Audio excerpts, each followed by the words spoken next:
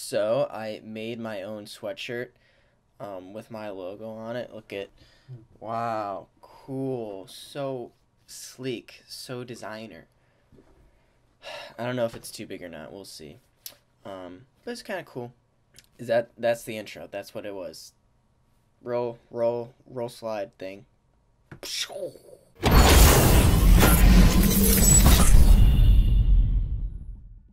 What's up, guys? Joey Geither here with JG Multimedia, and today we're going to be talking about creating more interesting and dynamic posts for you to post on your social media accounts that are more eye-catching than just regular static posts. You know, when people are scrolling through their feed, they're going to want to see something that's eye-catching, and you know, it's going to make them stop and actually look at it instead of just keep scrolling. So a little bit about my background and why I'm talking about this subject is because I'm a social media marketing specialist at my company, and you know, I said earlier my boss just throws around specialist pretty loosely, but I've been doing this for quite a bit of time now. 8 months is quite a bit of time in my mind. It's not, but you know, I'm scheduling 20 posts a week for the companies that I'm working for, so I kind of know what I'm talking about. And you know, it started off, especially being a product company that they are, my posts were very static and boring and just kind of followed a general template that, you know, every week posting the same template, boring. People stop caring, you know, and it's just kind of boring work for me as well. You know, I want something challenging, I want something fun, exciting, that keeps my mind busy and, you know, helps me improve in my work. So in this tutorial, we're going to be talking about creating GIFs in social media posts using Photoshop as well as Premiere Pro to really catch the eye of anybody who's scrolling through, and they're going to read it, they might click your link. It's just more interesting, and this is great for any product company. You know, I'm working for a telecommunication company that their products are, to me, not that interesting. I hope they're not watching, but you know, they're boring to me. And so how do you make these posts about telecommunication products more exciting, more engaging? So that was the challenge I faced, and this is what I came up with.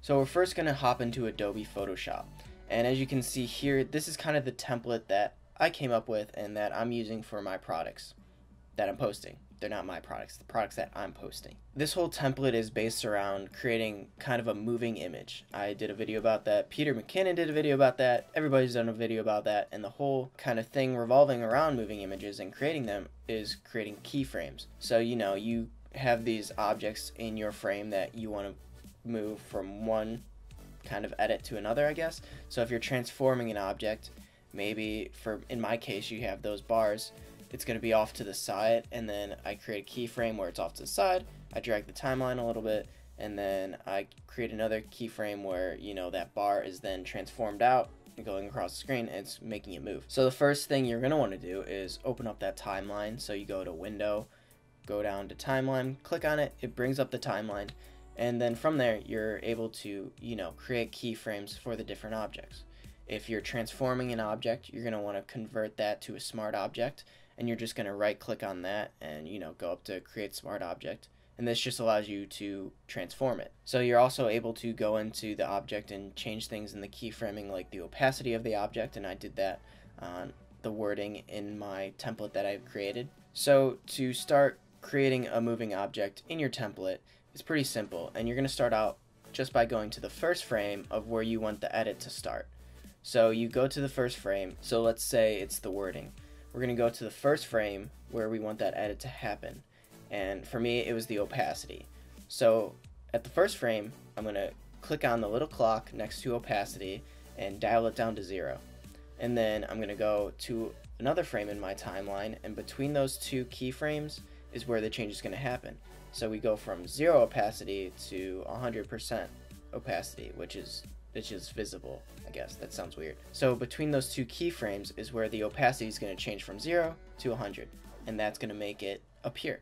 So the idea is the same for the bars that are coming across the screen.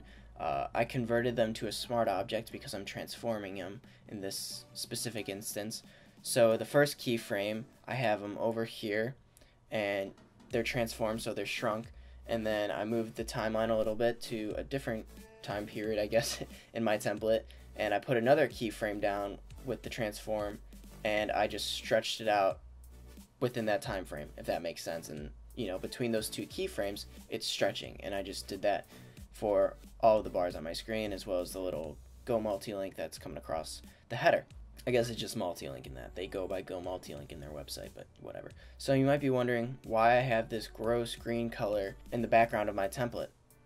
Great question. And to answer that, we're going to head over to Premiere Pro. So you're going to want to export this template once you get all the keyframing of your objects down, and you go to Export in the File, Export, Render Video. So once I export my video and it's rendered, I'm going to open it up in the Premiere Pro project that I have, and this is also kind of a template that I use. I have 4 different layers in mine. First one's the product layer. So this is actually the picture of the product that I take and then put in Premiere Pro, and this is also going to follow kind of the keyframing that I did in the Photoshop template, but I do it in Premiere Pro just because it's easier for me to relink it and switch it in and out. I don't have to, add it in Photoshop and then do the keyframing there.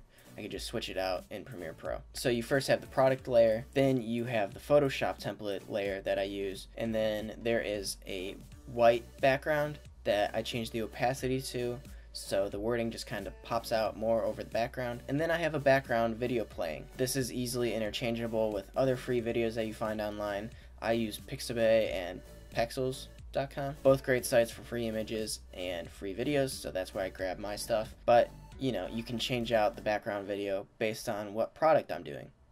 I guess I would be changing out, not you. I change out the background based on what product I do, but it applies to you too. So that's the explanation of the layers that I use. But you're still probably wondering, what is this green screen? I can't see through that green screen.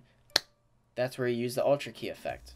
So you're going to search for the Ultra Key effect in the Effects tab. Then you're going to click on the little eyedropper in the Effects panel, and then you're just going to click on the green screen once that layer is selected, of course.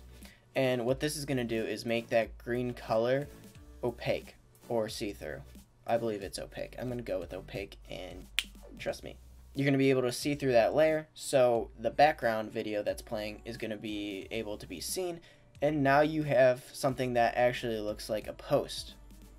Wow. So we're actually not done yet, so I'm going to go to the last frame of my Adobe Photoshop template, as well as my product layer. I guess I could have just stretched out the product layer longer, since it's just an image, but anyways, I did both. And I took that last frame and I copy and pasted it, and this was just to make it last around 10 seconds, and so the product as well as the product points were visible for longer to the viewer that's scrolling through, just so they're not just flashing in front of their eyes and like, oh, I gotta watch this GIF again. It's there for a good few seconds so they can really take in the information and see the product as well. So it's starting to look like an actual post now, however we're still not done because it's not a GIF. So we're gonna export this video and then head over to easygif.com. Now this is the website I use personally because I'm familiar with it, I know what I'm doing in it, and it works for me. But there's probably at least 10 other websites that probably do the same thing. I don't know. We're going to use easygif.com. So in easygif, you're just going to upload the video that you just exported of your product. And in easygif, you're actually able to crop your video. So we're going to do that, and that just gets rid of the borders. I guess I could have done that in Premiere Pro, but I'm going to convert it to a GIF anyway, so I mean, this might be faster, I don't know. But I'm going to crop my video to get rid of the extra stuff. And then I'm also going to change the speed of it, just maybe speed it up so people aren't looking at it for 10 whole seconds. That doesn't seem that long, but I guess people's attentions are nowadays. I don't know. Mine's nothing at this point. But change the speed of it a little bit. That's all preference. So next, you're actually able to convert your video into a GIF format in easygif.com. Crazy, I know. What? But you're able to change things like the resolution of your GIF and make it higher or lower based on how big you want the file size to be. And you're also able to change the frame rate of your GIF, and this just kind of makes it smoother or more clunkier, I guess. I mean, I don't guess, that's what it does. So I usually try to keep mine around 20 frames per second just because that's smooth and it's not, making the file size bigger. But if you want it more smooth, you could go 25 frames per second. That's fine. So once you convert it to a GIF, you're able to download it. However, things like Hootsuite as well as constant contact when you're scheduling posts or you're creating an email. It only accepts GIFs the size of 5 megabytes or smaller. So you're also able to optimize your GIF and kind of adjust settings to make it so your GIF is smaller in size. So I try to do that and make it below 5 megabytes. However, I do believe that maybe if I didn't use Hootsuite, I could post GIFs that are bigger. Maybe, I don't know. I use Hootsuite anyways, but so that's what I do. I optimize it, make it as small as I can, and without, losing too much resolution or frame rate. So once you have it optimized, you're able to save that GIF and use it for whatever. I'm all about repurposing content and getting the most out of it. I mean, you put in all this work into this GIF that's 5 to 10 seconds long, you might as well get the most out of it. So I use mine as my email banners that I send to our customers, as well as post them to all our social media accounts using Hootsuite. Hootsuite, bruh. But yeah, that's going to do it for this video. You're really only limited by your imagination when you're creating posts that are dynamic and moving. I did that Street Bright sign that they did, and I was able to make it kind of glow and flicker. The opportunities are endless. I shouldn't tap the table when I'm talking. The opportunities are endless, so be creative, get people to engage with your posts, and it's all about having fun with it, I guess. And if you guys have any ideas on social media posts that are pretty cool, or maybe different edits that I could do using this, let me know in the comments. I'm open ears. But if you have any questions or inquiries, please check out my website. Feel free to email me there. And also check out my social media accounts, Twitter, Instagram, and please subscribe. It helps me out, makes me feel good about myself, and I need that. Haha. I'm just kidding, I'm fine. But that's gonna do it. See you guys in the next one, maybe next week, I don't know. Bye.